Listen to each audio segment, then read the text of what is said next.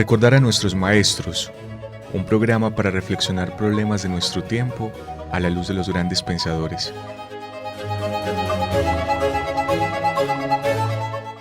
Dirección: Carlos Mario González, profesor de la Universidad Nacional de Colombia, sede Medellín.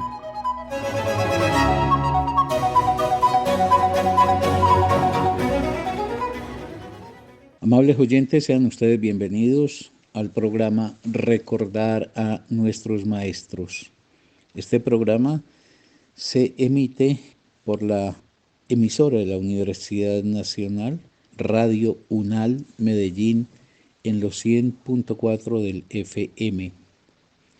Quien les habla es Carlos Mario González. Soy miembro de la Fundación Cultural Entre Líneas, director de la Escuela de Pensamiento Crítico Maestros de la Sospecha y profesor de la Universidad Nacional de Colombia en la sede de Medellín. Como es habitual, antes de iniciar el programa, le damos los agradecimientos a Jorgito Benjumea por su diligencia y amabilidad para hacer llegar el programa hasta ustedes, y a las 3 instituciones que respaldan sin ánimo de lucro las actividades culturales de la Fundación Entre Líneas. Dichas instituciones son INTI Salud, la Fundación Confiar y la librería www.librosentrelineas.com. Hoy continuaré con el tema que vengo desarrollando desde hace poco más de un mes y que tiene por título general el cristianismo como exaltación de la ignorancia, de la irracionalidad y de la sumisión. Es una reflexión que vengo adelantando. Hoy acometeré la 5ª parte de la secuencia que he diseñado para abordar este tema y espero, apreciados oyentes, que lo que les ofrezca pueda ser realmente de interés para ustedes.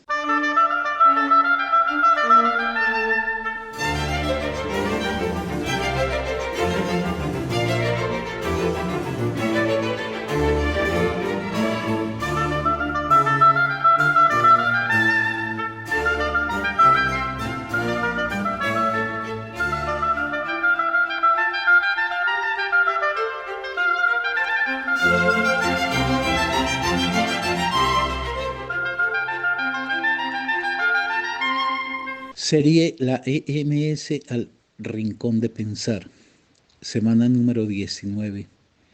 Título de la emisión de hoy: El cristianismo como exaltación de la ignorancia, de la irracionalidad y de la sumisión. Parte número 5.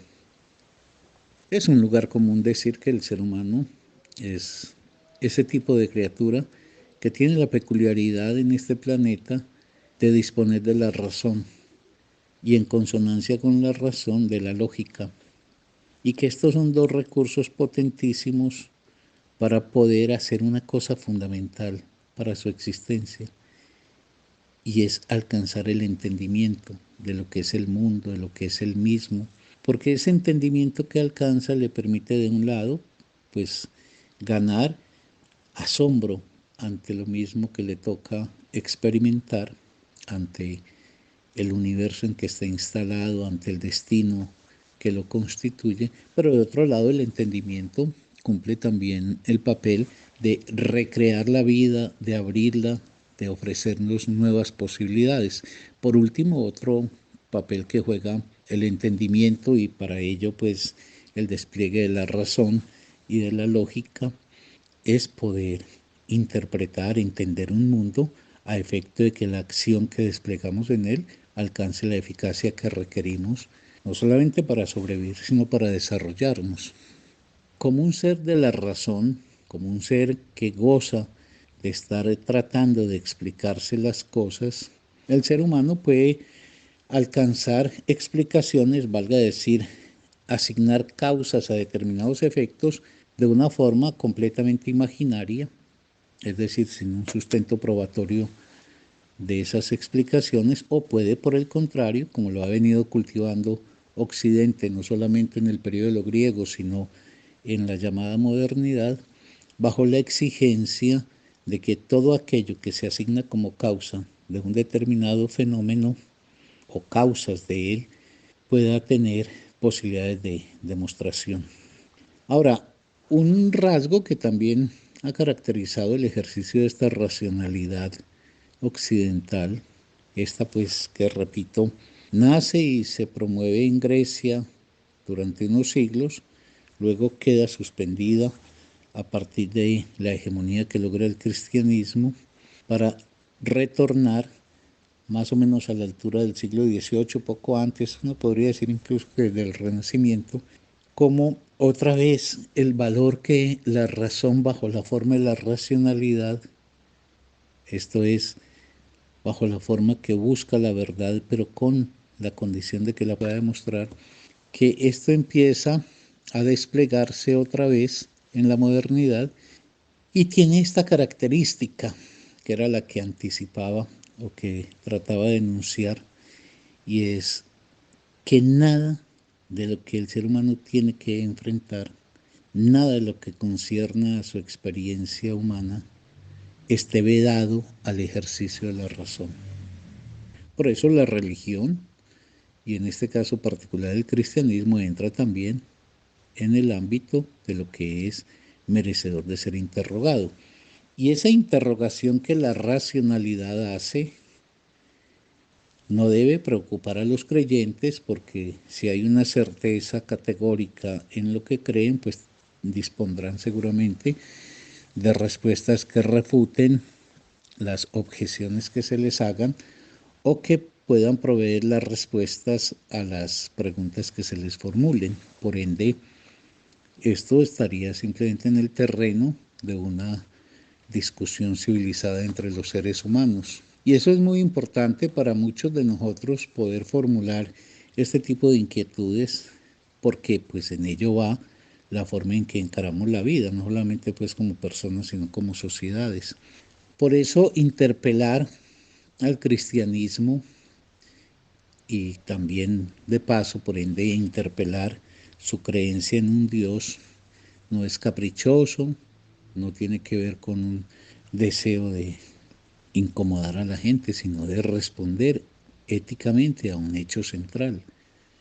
La religión compromete las relaciones con la vida. Es válido entregar la vida al cauce religioso.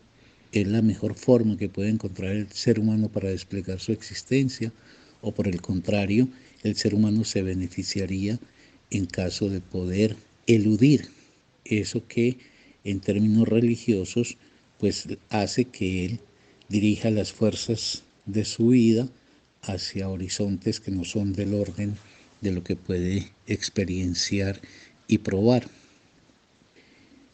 En el programa anterior yo había dicho que hay por lo menos 4 atributos que se le asignan a Dios.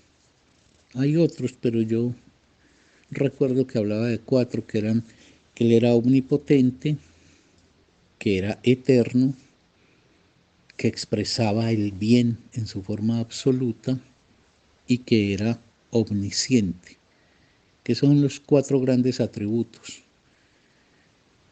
que hacen además una escala o una medida con el ser humano, porque si Dios es omnipotente, el ser humano es precario en su potencia; si Dios es eterno, el ser humano es finito; si Dios es expresión del bien, el ser humano incurre en el ejercicio del mal; y si Dios es omnisciente, el ser humano peca de ignorancia.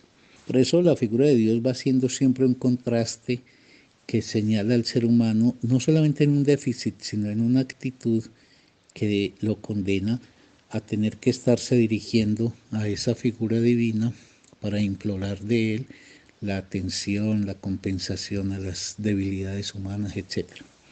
Pero en ese programa yo había comenzado por plantear el problema de Dios como representación del bien absoluto.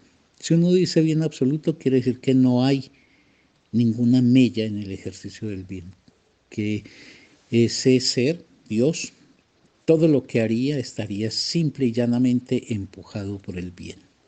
Eso inmediatamente empieza a abrir una serie de preguntas que rápidamente inmersan la explicación religiosa en un mar de contradicciones. Y entonces decía, y voy a proseguir, ¿cómo aparece el mal? Es que es un problema, es decir, si Dios es todo bien, y además está acompañado del rasgo de la omnipotencia, entonces ¿cómo aparece el mal? ¿Por qué permite el mal? Se descuidó y se le coló, entonces eso pondría en objeción su omnisciencia. Fue, por decirlo así, consciente de la aparición del mal, pero no pudo contenerlo, entonces eso pondría en objeción su omnipotencia. O el gesto del mal, entonces contraería su carácter de bondad absoluta.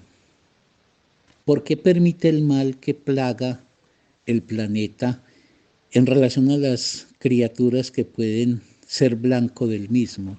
Y el mal en todo el amplio cubrimiento de la palabra, tanto en el orden moral como en el orden físico.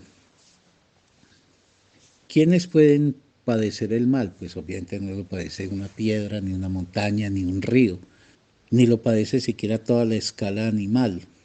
Pero si hay criaturas, como los animales, por ejemplo, que disponen del sistema nervioso y nosotros, que sí podemos ser blanco del mal.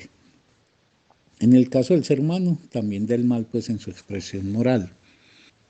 Pero atengámonos al dominio de lo físico, el sufrimiento que se inflige. ¿Qué quiere decir el mal? El mal quiere decir la realización de un daño sobre una criatura al margen de la voluntad y el deseo de ésta.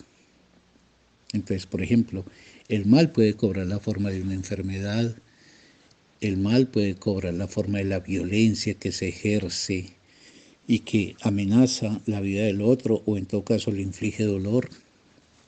Y lo que uno observa es un mundo en donde permanentemente hay un ejercicio del daño sobre el otro. Entonces los seres humanos se dañan y se puede decir muy fácilmente, porque suele ser el recurso con el que le contestan a uno, que finalmente hacer el daño, ejercer el mal, tiene que ver con el libre arbitrio o con el libre albedrío de la criatura humana. Ese es un tema para discutir y yo preferiría postergarlo, porque eso le acreditaría que el mal únicamente nace del ser humano hacia los demás o hacia, por ejemplo, los animales, y nacería por una especie de voluntad del ser humano hacia el mal. Esto devuelve otra vez una pregunta, pero entonces ese Dios omnisciente hizo una criatura que podría ejercer el mal. Ese Dios que todo lo sabe tendría que haber calculado que en el diseño de ese ser que estaba creando, pues estaba creando una criatura que se iba a entregar al suplicio y el sufrimiento del otro o de sí mismo. Entonces, podría uno decir, en la naturaleza, uno ve permanentemente cómo aparece el dolor entre los animales. Un depredador, por ejemplo, lastima a su presa y le hace un daño que le causa dolor, o un león envejecido va muriendo lentamente por incapacidad ya para hacerse a la presa. En fin, la naturaleza en la expresión animal es un testimonio permanente y constante del sufrimiento de los animales. Ese sufrimiento que se inflige, para decirlo pues gráficamente, en la carne del animal, ya sea por el enemigo, ya sea por la vejez, ya sea por la enfermedad. Un tigre tiene un derrame cerebral y queda a expensas de una muerte terrible y horrenda. Ahí no se puede aducir que lo que pasa es que Dios hizo esa criatura para que viviera en esas condiciones a efecto de probar la capacidad de decisión por el bien o por el mal que tendría esa criatura, porque en primer lugar el animal no tiene elección moral y en segundo lugar este ejemplo que pongo, el del animal que muere, por ejemplo, por una serie de enfermedad, porque, no sé, una cebra se fracturó una pata y está condenada a una muerte irremisible, inmediata y dolorosa.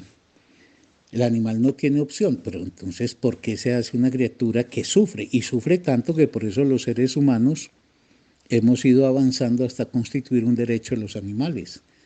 Y hoy está penalizado que se inflija dolor a un animal que disponga de sistema nervioso. Luego es porque tenemos conciencia del sufrimiento y entonces con nuestra legislación intentamos contener el ejercicio de las acciones que produzcan sufrimiento en el animal.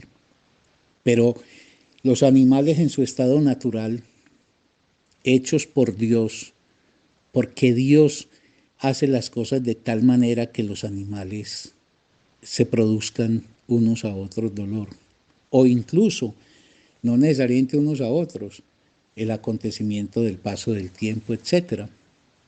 Porque si para el ser humano dicen, no, pues el mal aparece en el momento en el cual Adán y Eva cometen el pecado original, cosa ya muy problemática, ¿qué es lo que hace que un Dios crea a un ser humano y a una mujer, a un ser humano hombre y a un ser humano mujer, que estarán destinados a transgredir la ley? Y entonces a partir de esa transgresión que ese Dios tuvo que haber anticipado que iba a acontecer porque Él es omnisciente, será arrojado fuera del paraíso y ahí se introducirá esa criatura al orden de la dificultad y del sufrimiento. Pero los animales no pecaron. Y en esas imágenes bucólicas que se pintan del paraíso, los leones al lado de los cervatillos, con lo cual se quería refrendar que el paraíso es el lugar del bien, es decir, el lugar donde no se hace daño. ¿Por qué al arrojar a Adán y Eva quedan también arrojados los animales al mal? Porque la creación divina, si es tal, está tan mal hecha que hay ese inmenso universo que constituyen los animales, en donde el sufrimiento es una constante, en donde el sufrimiento plaga todos los días. Pero está también el tema del mal del lado del ser humano, porque Dios hizo una creación tan mal hecha que inevitablemente, y digo inevitablemente porque en la creación suya, su voluntad es lo que decide la forma que va a tomar, y vamos a tener un ser como el humano que tendría hasta la capacidad de ingeniar formas de promover el mal, de exaltar la producción del mal. El ser humano no solamente padece el mal, bajo la forma, otra vez digámoslo, igual que los animales, de la enfermedad, y eso no tiene que ver con que uno elija ser enfermo. Yo no elijo tener un cáncer, ni el cáncer se corresponde con el carácter virtuoso o no virtuoso que haya tenido mi conducta en la vida. El cáncer puede afectar al más bondadoso de los seres humanos y al más maligno de ellos. Pero igual la vejez, que habría que preguntarse, pero entonces Dios, ¿por qué hace una criatura condenada a envejecer?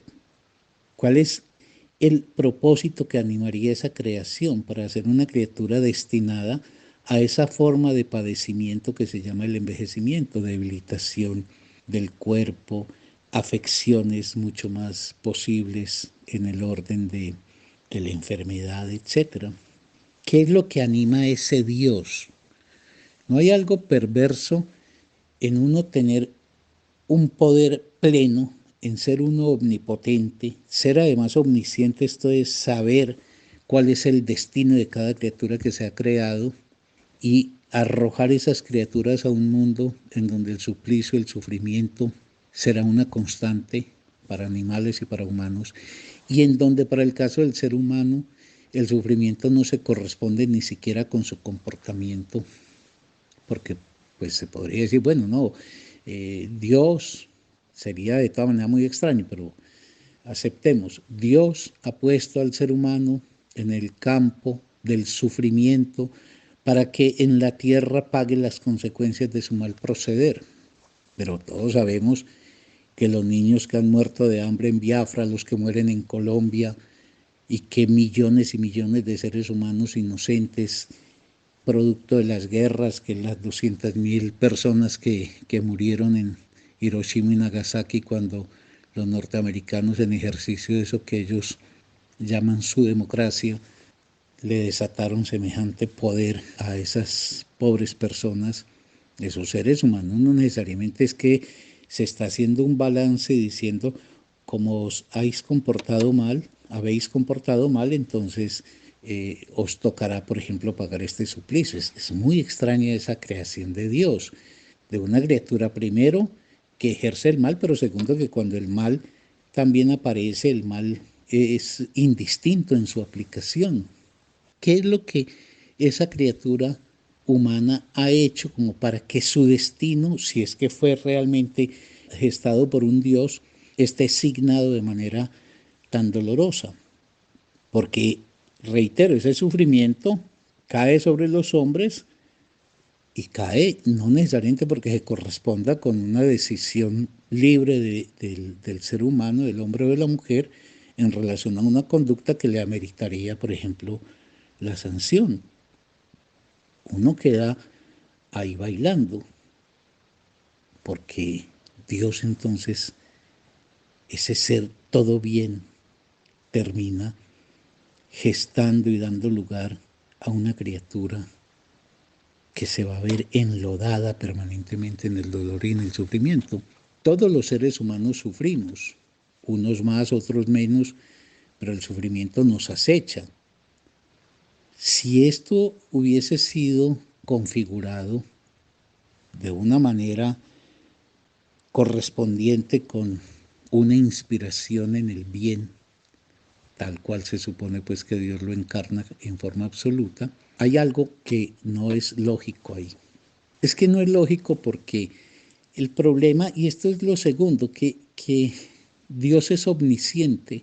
Omnisciente quiere decir Dios todo lo sabe. Es que el ser humano sabe, pero sabe también que no sabe. El ser humano tiene límites. Pero esa figura divina es una figura omnisciente, que sabe no solamente lo actual, sino lo futuro y lo pasado. Dios, en su providencia, ya sabía cuál iba a ser el destino de cada criatura. Y eso no se resuelve acudiendo al libre albedrío. Porque de todas maneras el libre albedrío quiere decir un ser que decide, pero decide porque también tiene determinaciones que le han antecedido. Pero incluso supongamos que el ser humano pues decidiera por libre albedrío ejercer el mal. Pero Dios, ¿es que es acaso una figura sádica que crea a los seres humanos para que estos entonces se regodeen después en el sufrimiento de los semejantes? ¿Y cuál es el beneficio que extraería ese Dios al forjar una criatura con esas características? El libre albedrío es el recurso al cual se ha acudido siempre para justificar la presencia del mal entre los seres humanos. Pero de verdad, un mero razonamiento lógico empieza a demostrar o que Dios no pudo anticipar las consecuencias de esa creación que hizo, y entonces, como dije al comienzo, eso pone límites a su omnisciencia, o Dios sí sabía, y no obstante, forja esa creación, y entonces lo que estamos es ante un Dios que goza con el sufrimiento del otro. Ese es un Dios de todas maneras que deja muchas inquietudes. ¿Para qué hizo Dios la criatura humana? La hizo para que la criatura humana por un lado sufriera y por otro lado se dedicara únicamente a reverenciarlo y a alabarlo. Ese Dios sádico por un lado, que con todo el poder que tiene no obsta sin embargo en crear un ser que va a sufrir tanto, y en general, por ejemplo, también digo los animales, sino que además condena a esa criatura que él ha creado a que su destino sea la alabanza perpetua, la reverencia perpetua, la idolatría perpetua hacia él. Entonces, o de un lado tenemos un Dios que es sádico y teniendo la posibilidad de saber lo que vendría a ser el ser humano y lo que vendrían a ser las criaturas vivas en materia del sufrimiento, no obstante, forja ese tipo de creación y por ende hunde tantas criaturas en el dolor, sino que de otro lado, como si hubiese estado muy atediado, crea una criatura, la humana, por lo menos a los animales los exoneró de eso, a quien la destina a que su aplicación en la vida sea la de elevarle rogativas, realizarle rituales, estar siempre el ser humano condenado entonces a un estado de plegaria, a un estado de solicitud ante ese Dios. Es un Dios muy extraño. Es muy extraño por donde uno, en este primer punto que he examinado, en los próximos programas examinaré otros, pero en este primer punto ya empieza la cosa a ser bastante discutible. Ese hacedor, porque hace una creación con tantas cosas, por decirlo así, mal concebidas. O si fueron bien concebidas, entonces, ¿cuál es el goce que tenía en realizar eso? Entonces estamos o ante un Dios sádico que hace criaturas que al margen de los comportamientos de esas criaturas tendrán que pagar inevitablemente, y todos y todas, con el sufrimiento. De un lado es un Dios sádico, pero de otro lado un Dios inmensamente narcisista. Porque ese Dios que es todopoderoso hace una criatura a la que le dice: vuestro destino será exclusivamente reverenciarme y anhelar estar conmigo. Anhelar estar conmigo a efecto de ¿qué? De que me contempléis, porque yo seré vuestra dicha, yo seré vuestra felicidad.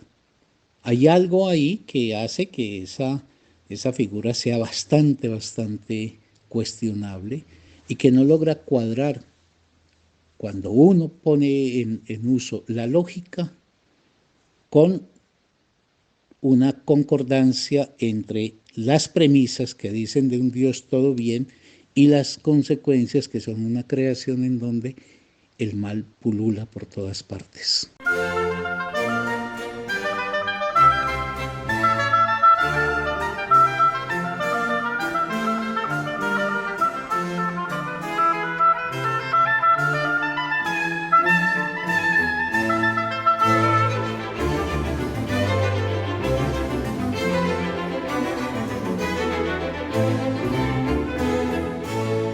Por hoy hemos llegado al final, amables oyentes.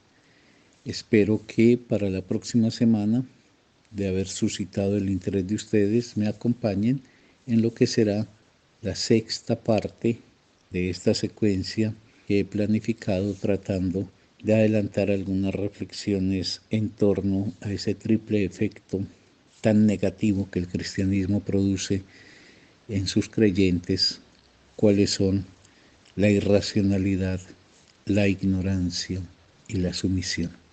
Hasta entonces.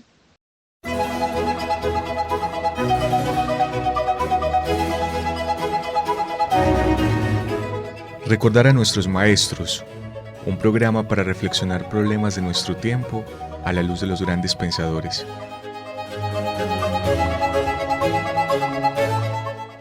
Dirección: Carlos Mario González, profesor de la Universidad Nacional de Colombia, sede Medellín.